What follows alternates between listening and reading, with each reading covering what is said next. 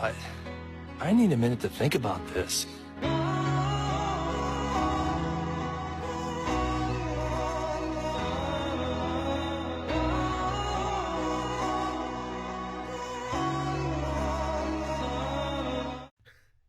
Yes, I'm done. I have walked through the shadow of the valley of death, and I have covered every single one of the mainline Fast and Furious movies. And I'm not done because I have one more video to do, being this one, my review of Fast X. And if you people want me to cover Hobbs and Shaw, make sure you write that down on a piece of paper, then throw it away because I'm not doing it. We were just covering the mainline series. That's it. Oh god, but we're done.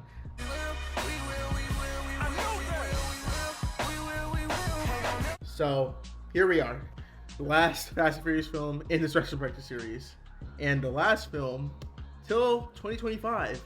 Good God, Fast X. It's been a journey, and I may or may not have had an existential crisis while rewatching and revisiting these films. It's been a long road and a long day, and with Fast X available to rent on Prime, I decided it was now or never to get this done. And after watching it and giving some thought about what I thought about it for the past couple days, I have a conclusive thought on Fast X.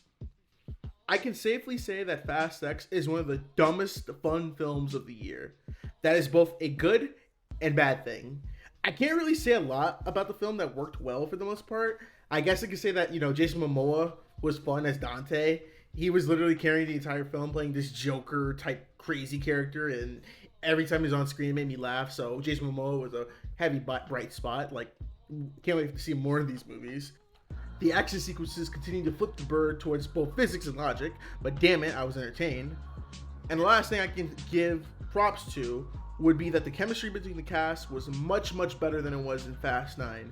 In Fast 9, everyone looked bored, annoyed, and didn't want to be there. In Fast X, it felt like there was a renewed sense of energy, and everyone was again having fun with their roles, and it was just nice to see. When the cast is in a good mood and they're all interacting with each other with good chemistry, it can lead to the cast feeling it feels more natural. It didn't feel forced, because in F9, it just felt so forced, and at that point, everyone's like, yeah, you guys aren't going to do anything. However, for the positives I have with this film, there's always a gigantic negative. And the gigantic negative in Fast X is that the writing was terrible. Like, not on par for like a Fast and Furious film, because the Fast and Furious films aren't known for their writing. Like, Fast X is just terribly written.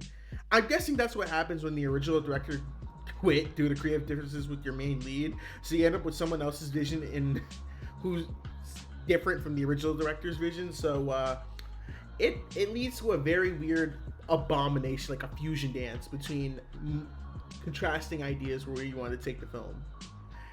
And it shows completely with the writing. It makes everything feel both cluttered and confusing at the same time.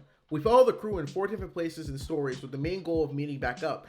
And it can lead to a whiplash. There's just too much going on where you're like, this feels like this is like 4 different movies to 8 different movies. And it's all just, it's mixed together. It's not done well in a way for me to feel like I'm watching a very conclusive narrative. It just feels a lot of stories that are going on at the same time that a lot of people are not going to pick up on. And they just kind of like, that's just in the background happening.